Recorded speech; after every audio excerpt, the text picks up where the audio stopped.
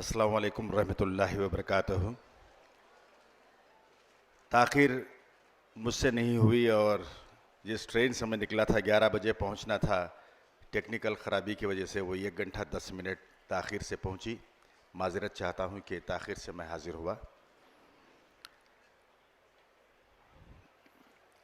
कौमी कौंसिल बराए फ़रोग़ उर्दू ज़बान दिल्ली और वानमबाड़ी मुस्लिम एजुकेशन सोसाइटी वानमबाड़ी के ज़ेर एहतमाम ये जो तारीख़ी कौमी उर्दू कुतुब मेला है और उसके ज़ेर एहतमाम ये इस तरह की नशस्तें जो मुनक़्क़द हो रही हैं।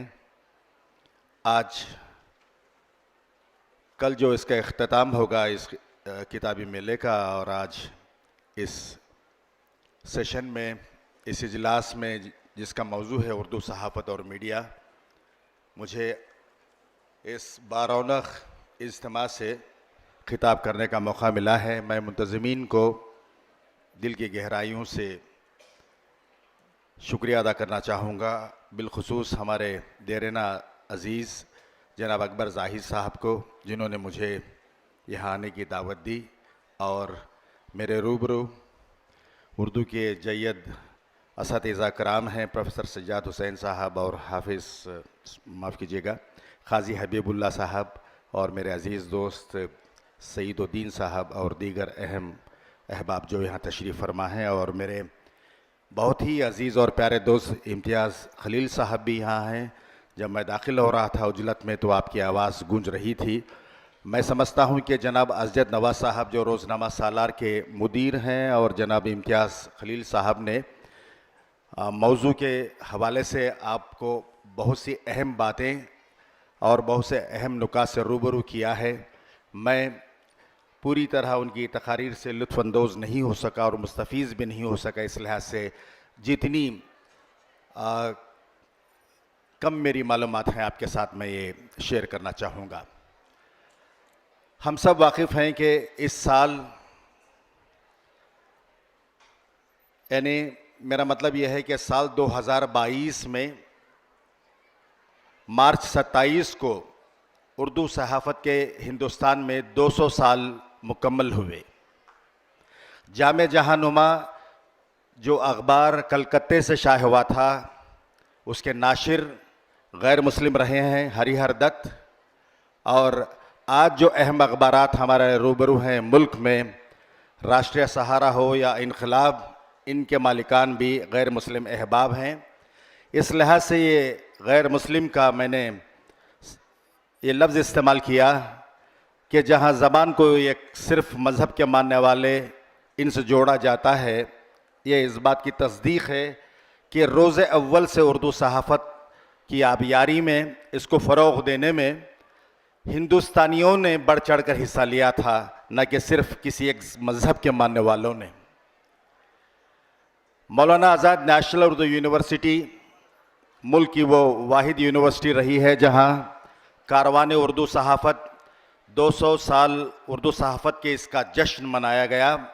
बैक वक्त हिंदी, अंग्रेज़ी और रियासतों के मकामी ज़बानों के सहाफ़ियों को वहाँ जोड़कर आलमी तनाजुर में किस तरह सहाफ़त की आज सूरत हाल है, मीडिया की क्या सूरत हाल है, उर्दू सहाफ़त की क्या खिदमात रही हैं, उर्दू सहाफ़त की क्या विरासत है, और आज उर्दू सहाफ़त को किन मसाइल से दो चार होना पड़ रहा है, और आगे बढ़ने के लिए रास्ता क्या है, क्या लाए अमल है, इस पर मुल्क भर से आए हुए न सिर्फ उर्दू के बल्कि दीगर ज़बानों के सहाफ़ियों ने भी बढ़ चढ़ कर हिस्सा लिया है। हमारे साथ इन सेशंस में हमारे इम्तियाज़ खलील साहब भी साथ रहे।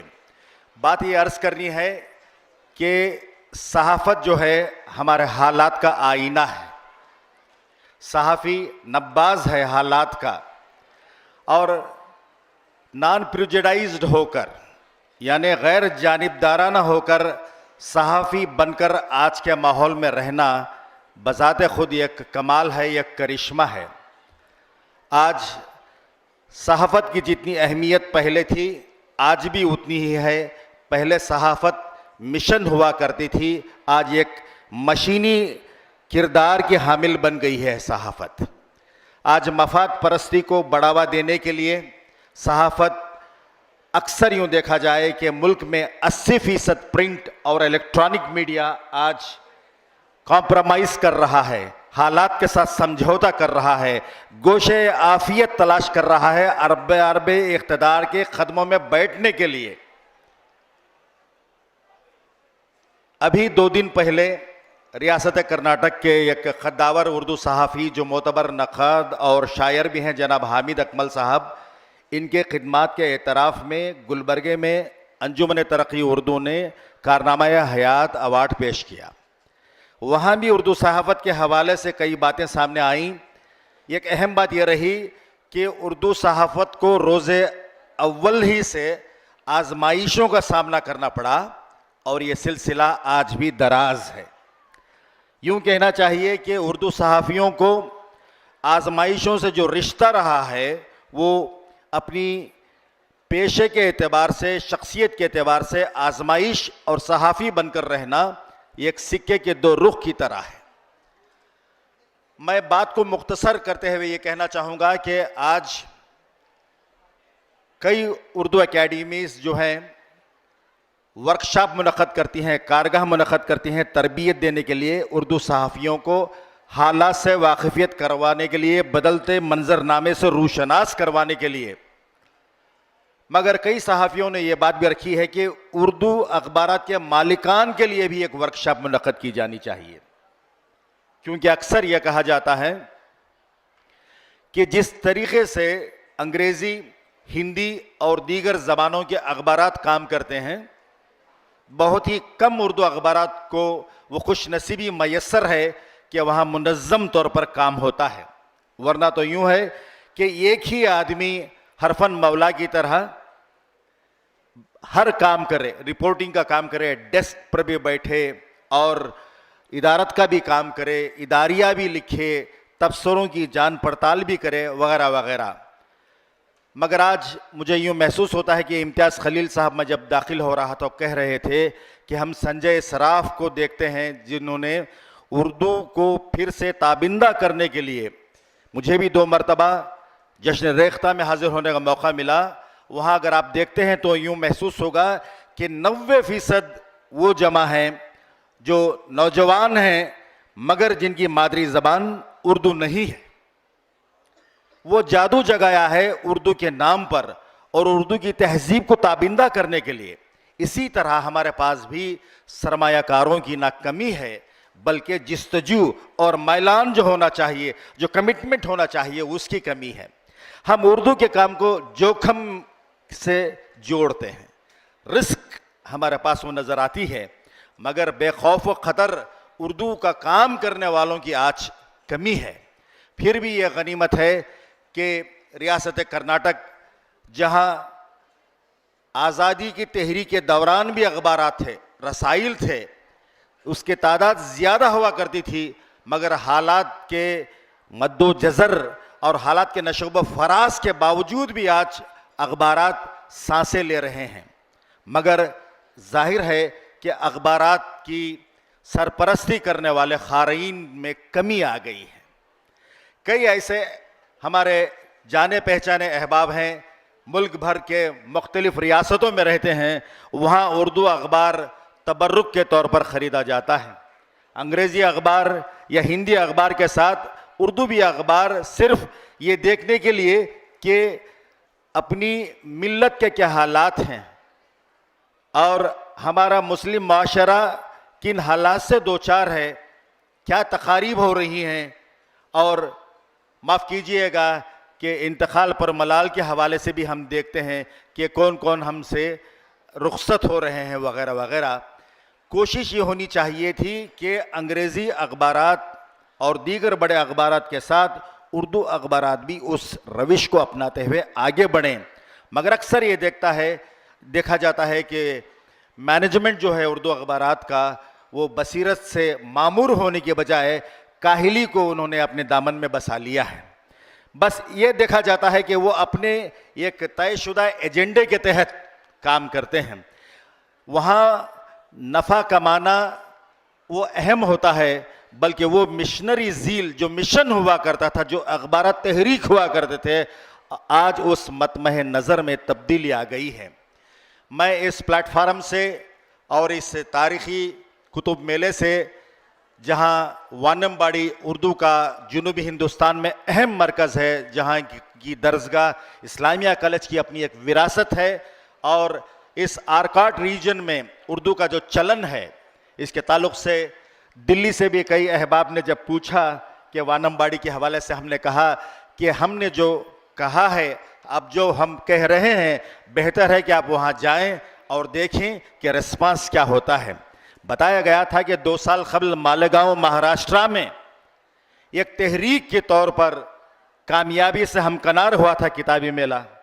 इम्तियाज़ खलील साहब वहीं के बासी हैं, इन्होंने भी बढ़ चढ़ कर वहाँ हिस्सा लिया था। मैं इनके काम से वाकिफ़ हूँ और ये देखकर खुशी हुई।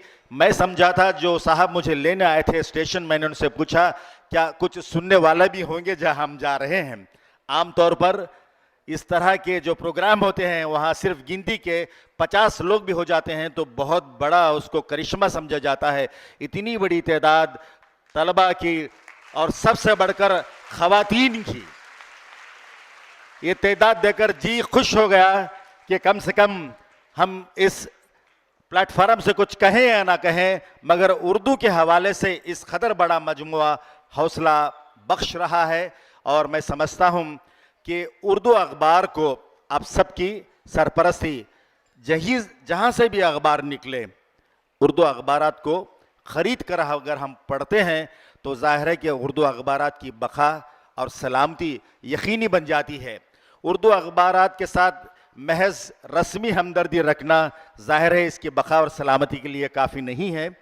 और मैं ये भी आपसे अर्ज़ करना चाहूँगा कि हिंदुस्तान के हर कस्बे गांव में उर्दू अखबारात से जुड़े लोग हैं जो रिपोर्टिंग भी करते हैं, मज़ामीन भी लिखते हैं, मगर उनकी मौजूदा सूरत हाल में खदर अफजाई, उनकी खिदमत का एतराफ़ नहीं के बराबर है। माफ़ कीजिएगा, मैं ये बरमला मैं कहना चाहूँगा कि सहाफ़ियों के खिदमत का एतराफ़ नहीं के बराबर है। कम से कम अपनी मकामी तंजीमें जो हैं उनकी खिदमत के पेश नज़र उनकी खिदमत की आप तारीफ़ व तौसीफ़ करें, उनकी इज़्ज़त अफजाई करें, ताकि उर्दू सहाफ़त में जो बेनयाजी का माहौल चल पड़ा है, इस माहौल में कम से कम उनके हौसले बंधे रहें और वो अपने मिशन से जुड़े रहें।